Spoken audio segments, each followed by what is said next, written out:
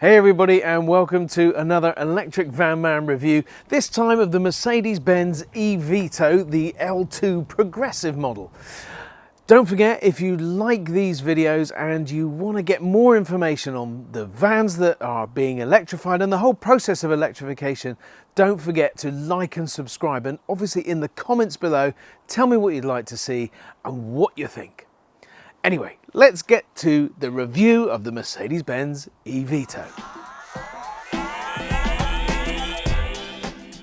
We will be covering all the essential facts about this van, what it's like to drive, what equipment does it come with, all the essential electrical kind of configurations, how far will it go and do all of that sort of stuff.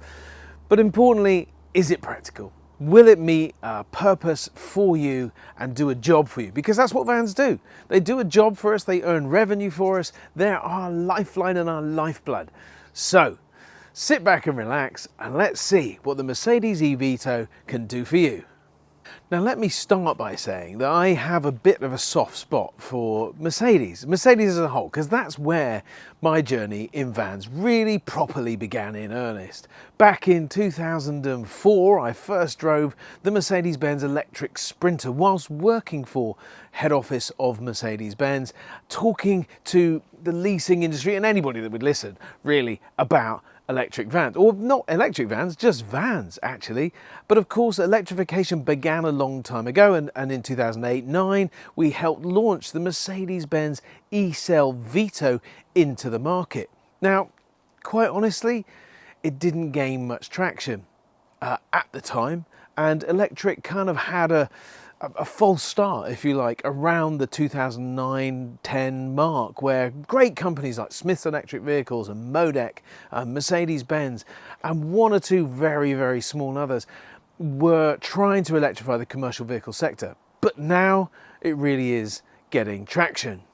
So whilst Mercedes have been at the electrification journey for some time, it would be fair to say that they have stumbled along the way. They don't really have a reputation for leading in the market, one I believe they could have and should have taken. That said, if you have a remembrance of the Sprinter and the Vito from a few years ago, you might be thinking, oh, I'm not sure this is going to meet my needs. Well, the great news is that the Mercedes-Benz eVito that we have here has had some significant upgrades in terms of range and charging speeds and equipment levels. So the question really now has to be asked, have they done enough to convince you that electrification in the Mercedes-Benz eVito format is going to convince you to go electric and go electric with them? So for the first time in a while, everybody has said, wow, doesn't it look great in that colour? Everybody that's walked into the house or seen me pull up, they've thought, wow, it's striking. And I think I agree with them. The colour sets it off, but Mercedes-Benz have always been good from an aesthetic perspective.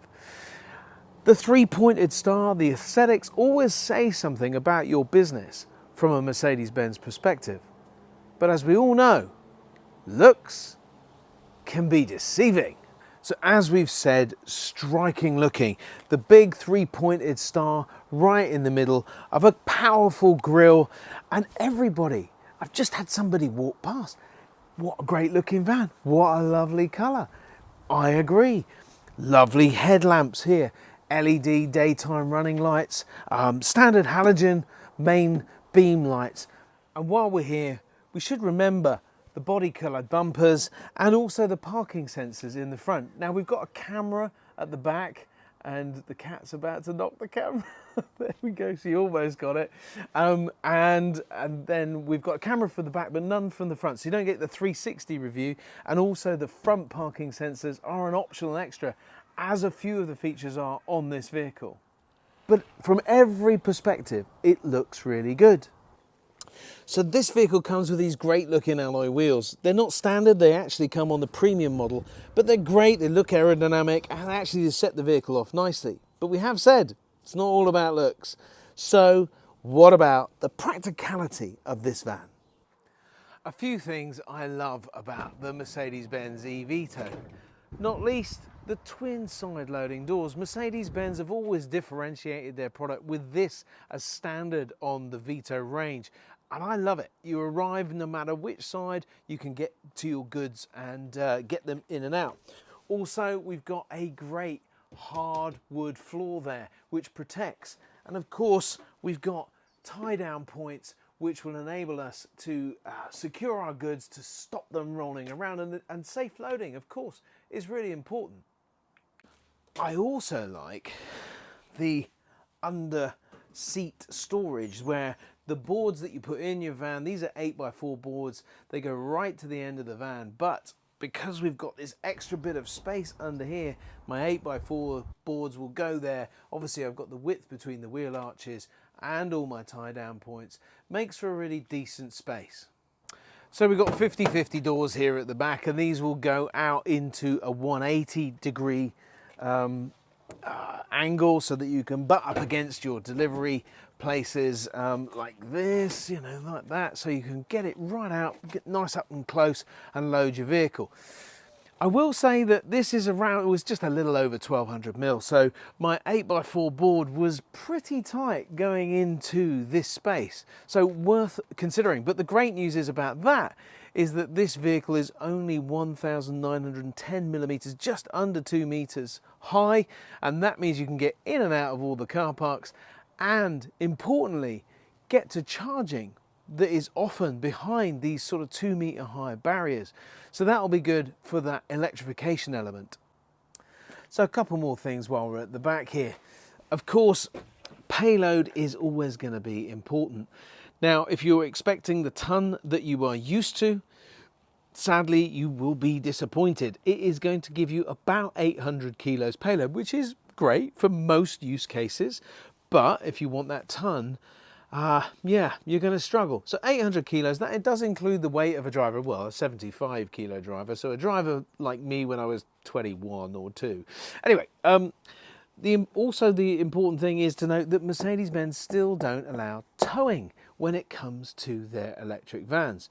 Hopefully that will come in the future, but right now you have a gross vehicle weight of 3,200 kilos and a gross train weight of 3,200 kilos, which means that you have 0 kilos with which to tow. Important thing that other manufacturers are doing is raising that gross vehicle weight, so we could easily have a ton payload on the Mercedes-Benz eVito if they move to a 3,400 gross vehicle weight. There's nothing really to stop them there. The sort of cut-off is 3,500 kilos and actually 4,250 kilos if you go with a dispensation that we'll talk about in another video. But for now, we've got 800 kilos and that'll do for most jobs. So now it's time to consider those all-important electric vehicle credentials. So in times past, Mercedes have not been famous for the range that they get on their vehicles. Circa 80 miles and 90 miles was around the reality for anybody buying a Mercedes-Benz. Not so now. Mercedes-Benz have made a significant improvement, increasing the battery capacity on the eVito to 66 kilowatt hours, coupling that with an 80 kilowatt motor, and that translates to around 115, 120 brake horsepower. So it's no slouch, whilst not going with the trend of some manufacturers to put loads of power in there. I think it's the right approach. It gives really good delivery. Also, the all-important range. Now here is cause for some praise because the eVito has a stated mileage of 162. Now that is around the WLTP cycle of testing. It's a formal thing and most manufacturers put this figure out, but in reality you can't actually get to that number. Now the reality is the way I've been driving, and I'm driving carefully and sensibly and using the regeneration of the vehicle, and it's not been heavily loaded. However, I've been able to get above that. Now I'm really impressed by that. There is only 1 or 2 other manufacturers, I think Maxus with the eDeliver 3 in particular, it gets above its stated range from time to time depending on how you drive it, and of course, you know, if you are really careful you can get an improvement. But I've just been keeping to the road speed limits and all of those kinds of things, and I've felt very comfortable, very confident in getting around 170 miles of range from the eVito. So what about the charging then? Well, the charging is done down here at the front corner. Now, there are two types of charging, AC and DC. DC is the rapid charging and AC is what you would get at your home or workplace. If you're charging at home, you'll probably get 7.4 kilowatts if you have a wall box on the wall. If you're in a workplace, you could get up to 11 kilowatts as standard in this Vito, because that's three-phase electricity and allows a little bit more power in. But when you get to DC charging, you open up both of the points here, you plug in your DC charger, and if the DC charger will deliver over 80 kilowatts, you could get up to 80 kilowatts of DC rapid charging into this vehicle. What does that mean? It means that you'll go from 10 to 80% in around 35 minutes, which will give a significant boost to your daily range available on this vehicle, pushing you certainly over 250 miles with just a 35-minute stop. That is fantastic news. Now, with all that talk of going places, let's go somewhere and see what the vehicle's like on the road.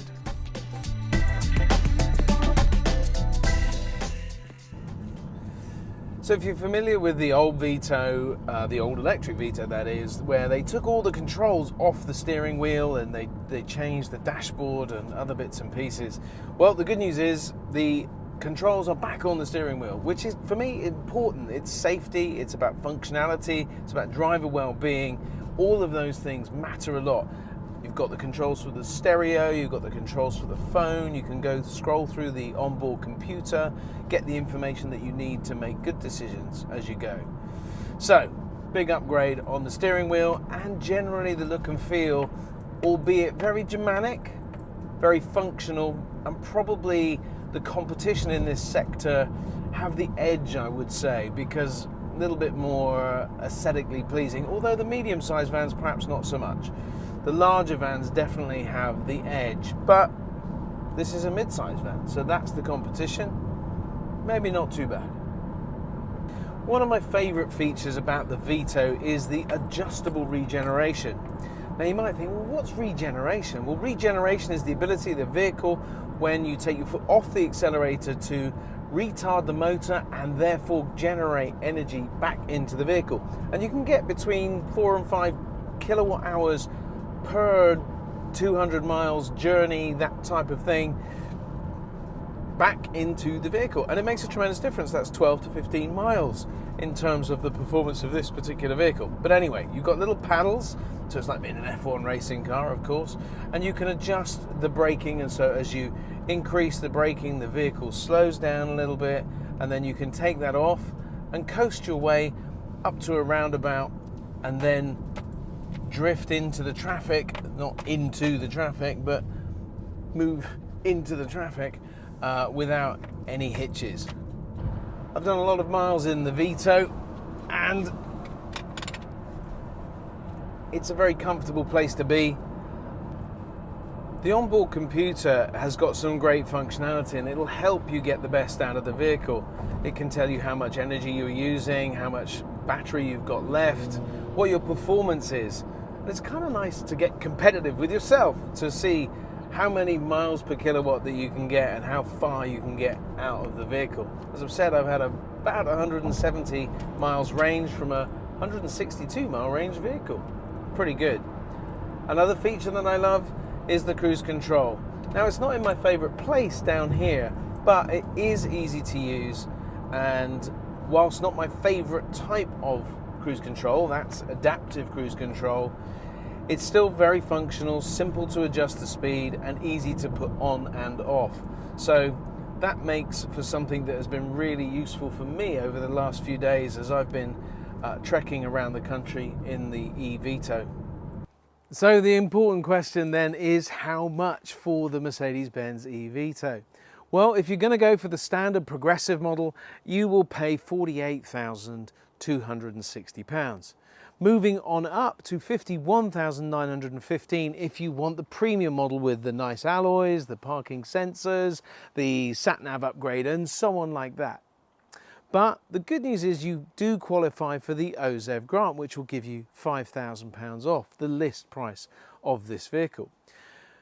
But helpfully, if you Google or do a little search on the Mercedes-Benz website, you'll find some delivery mileage only vehicles for around £33,000 to £35,000. So a significant saving could be had with a little bit of searching around and checking in with your local dealers.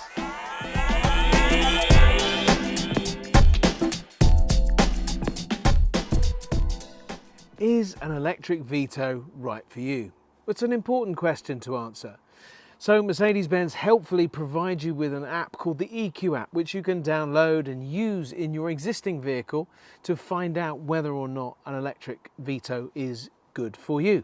Also, you can helpfully input all your data into a tool on their website, and that will give you some answers around how weight and range and where you're driving, what speeds you're driving, will all affect how you're going to be able to integrate an electric Vito into your business. I will put all the links in the description below so you'll be able to go and find those with ease. So that's been the eVito. Tell me what you think in your comments. Like and subscribe, of course, for more like this. Click the link and check out the other videos on the channel. Look forward to seeing you again soon. Have a great day, everybody.